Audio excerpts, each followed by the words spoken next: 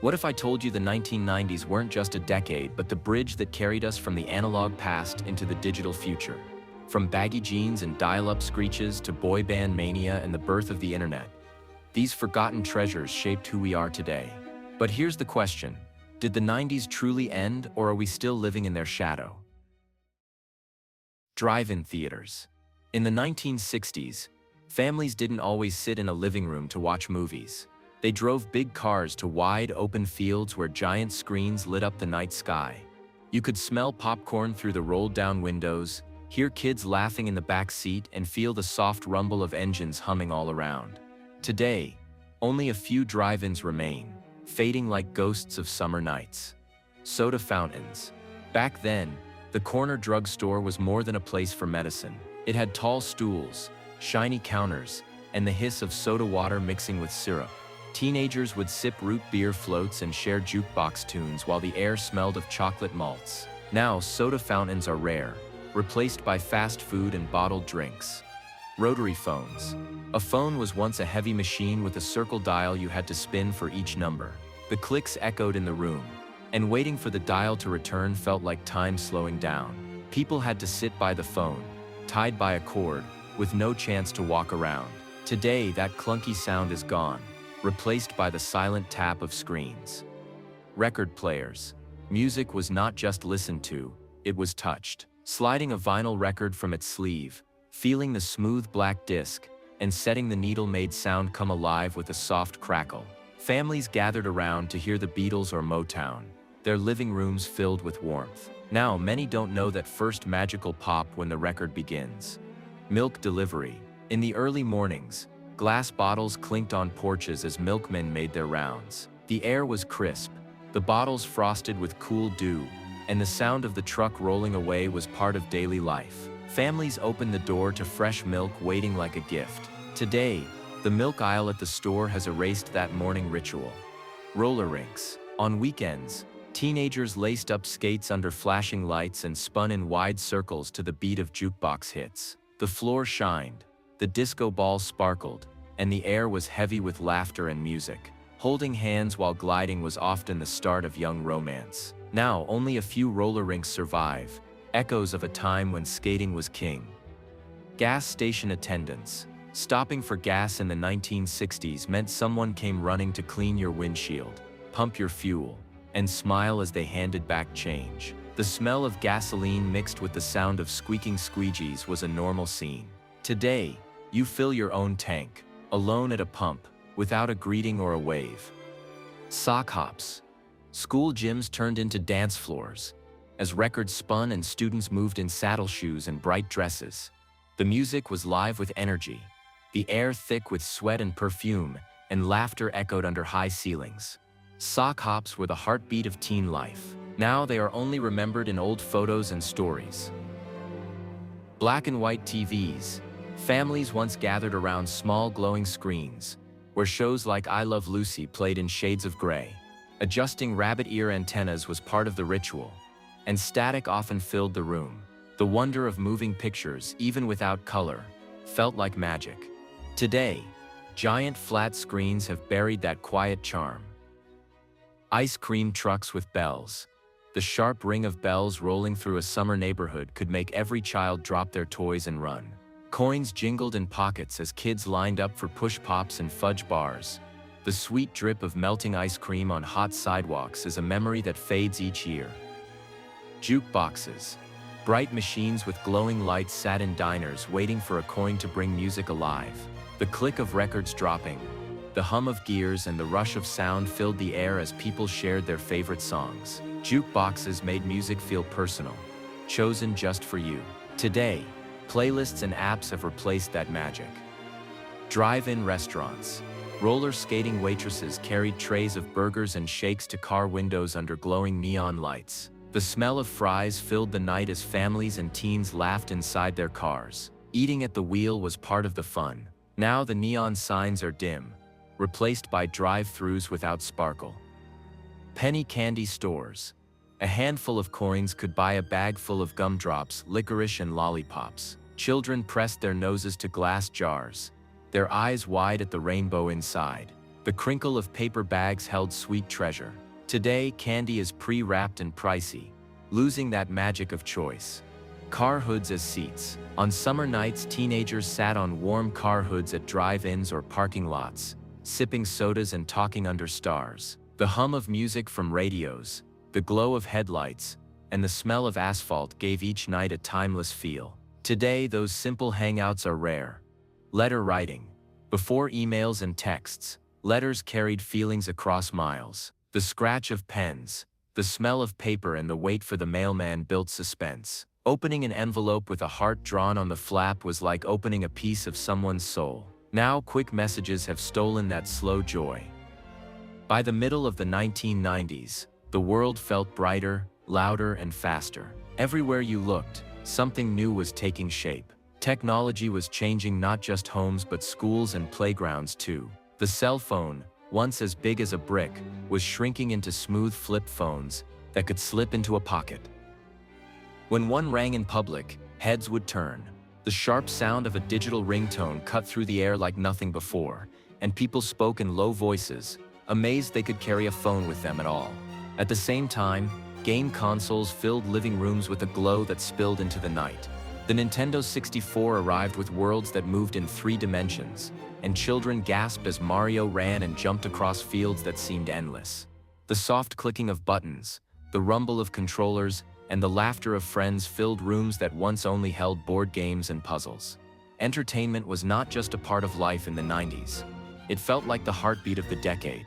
Sitcoms ruled the airwaves, and every week families sat down together, the smell of popcorn drifting through the house, to watch the newest episodes. Friends in coffee shops, neighbors in city apartments, or groups of kids on suburban couches all laughed at the same jokes.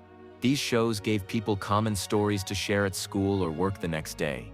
In movie theaters, the magic was even bigger. The roar of dinosaurs in Jurassic Park shook the walls, and jaws dropped when a T-Rex stepped into view so real it made people grip their seats. Titanic pulled hearts under the waves, filling theaters with the sound of sobs as much as applause.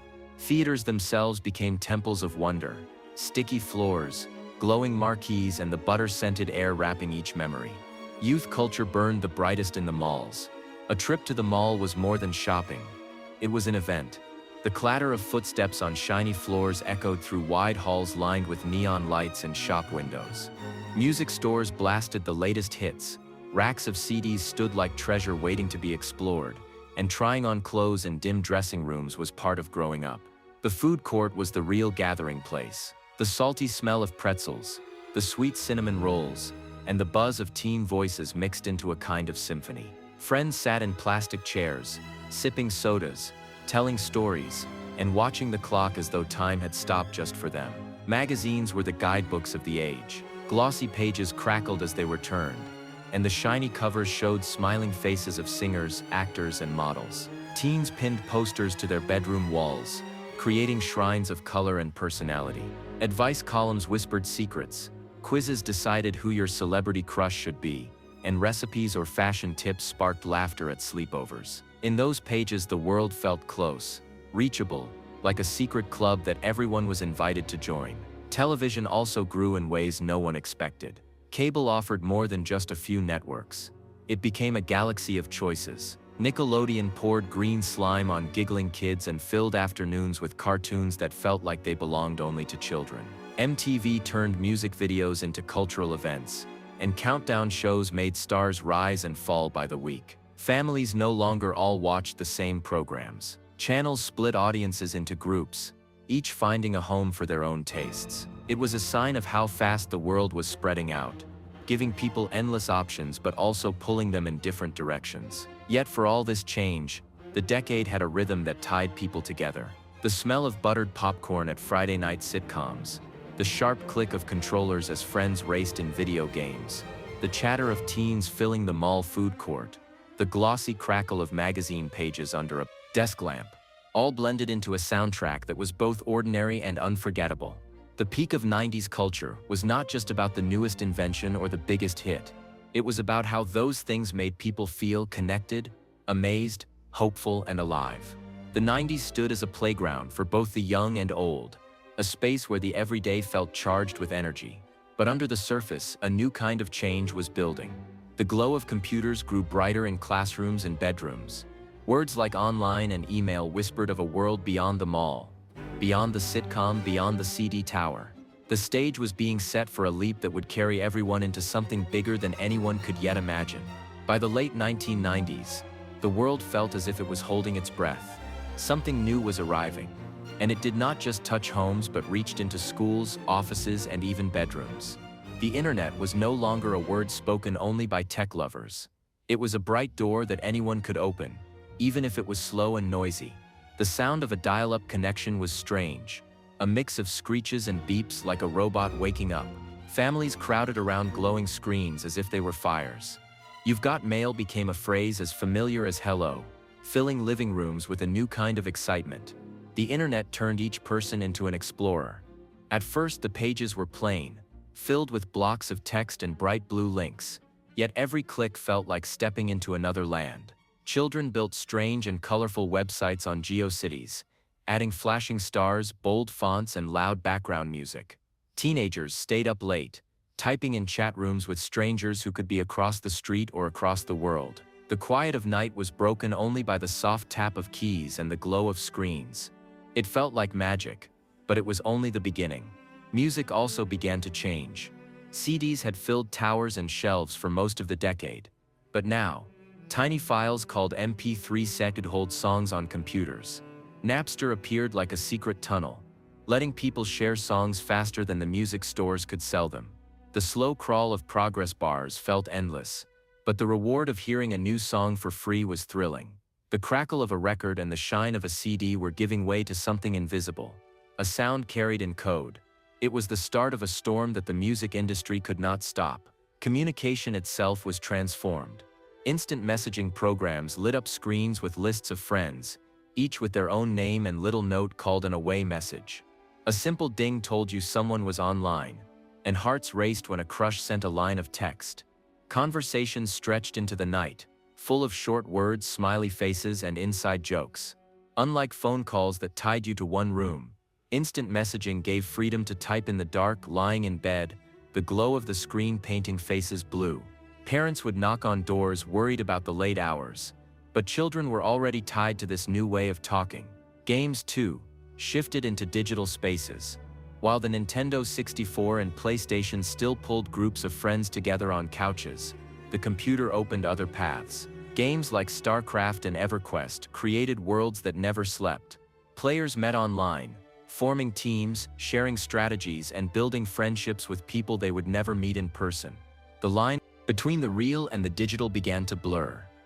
The hum of computers replaced the clatter of board games, and voices drifted through headsets instead of across living rooms. As the decade neared its end, excitement grew heavy with fear. The year 2000 was coming, and people whispered about Y2K, a computer problem that might shut down planes, banks, and power grids at midnight.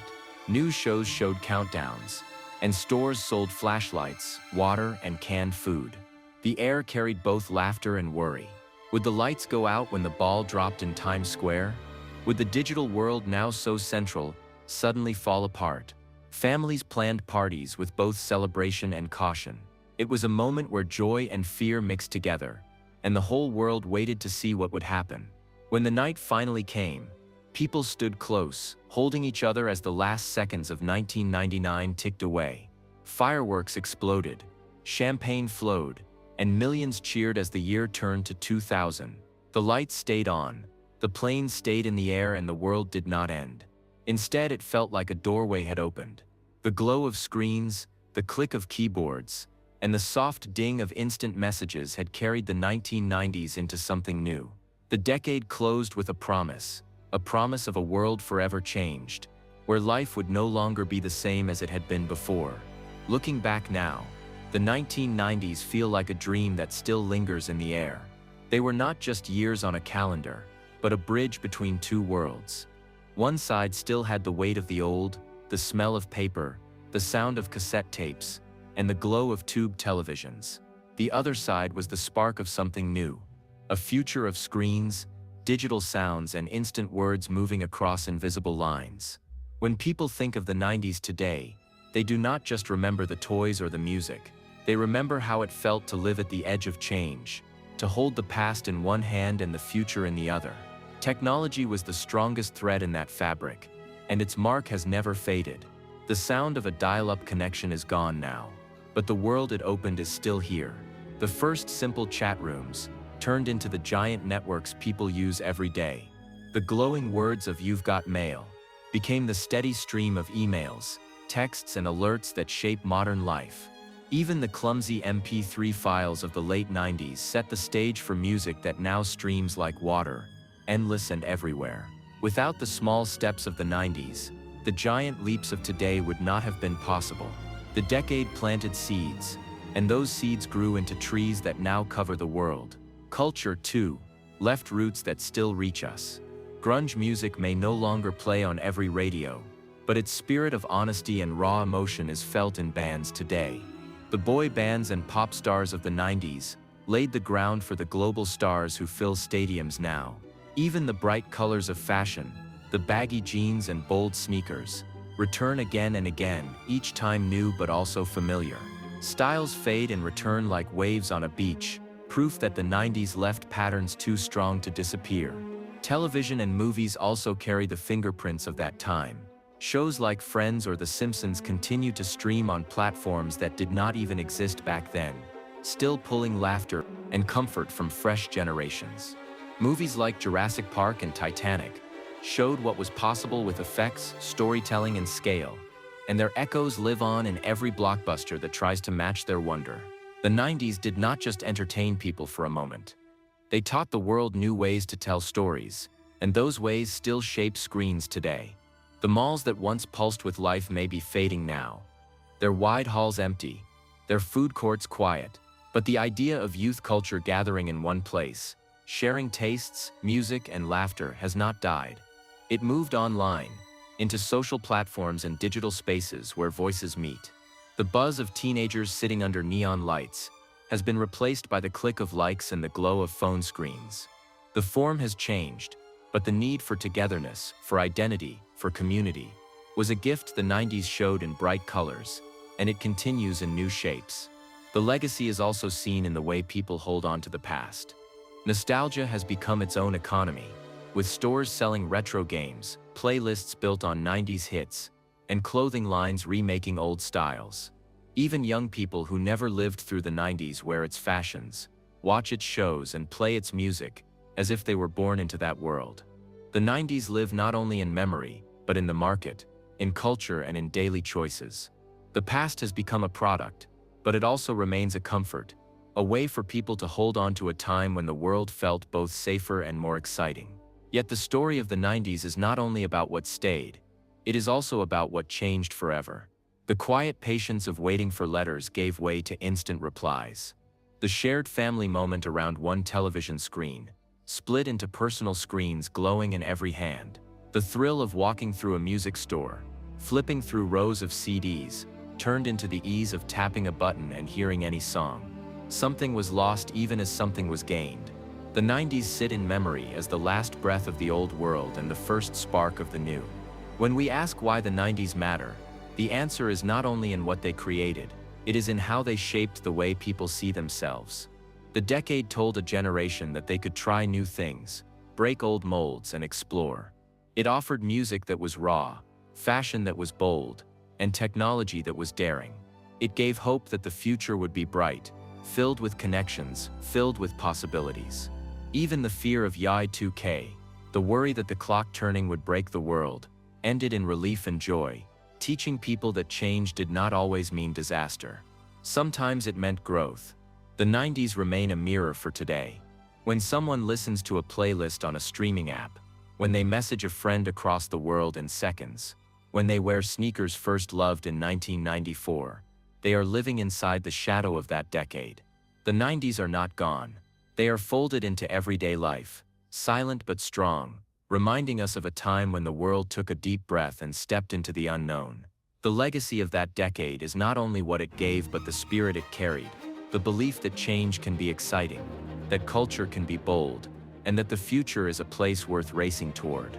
The story of the 1990s is more than a timeline of styles, sounds, or machines. It is the story of people learning how to live between two worlds, the steady rhythm of the old and the electric pull of the new. It was a decade of Saturday morning cartoons, and the first search engines, of mall food courts and late-night instant messages, of CD towers that turned into invisible libraries of music.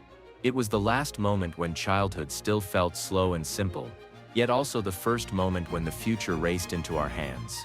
Even now, the echoes remain. We wear the clothes, stream the music, and laugh at the shows that first lit up that time. We scroll on devices that grew from the seeds planted back then, and when we feel a rush of nostalgia for that world of flannel shirts, pixelated games, and glowing screens, it is not just longing for the past. It is a reminder of how brave and alive it felt to step into something new. The 90s never truly ended. They live in memory, in culture, and in us. And maybe the real question is how much of the future still belongs to that decade.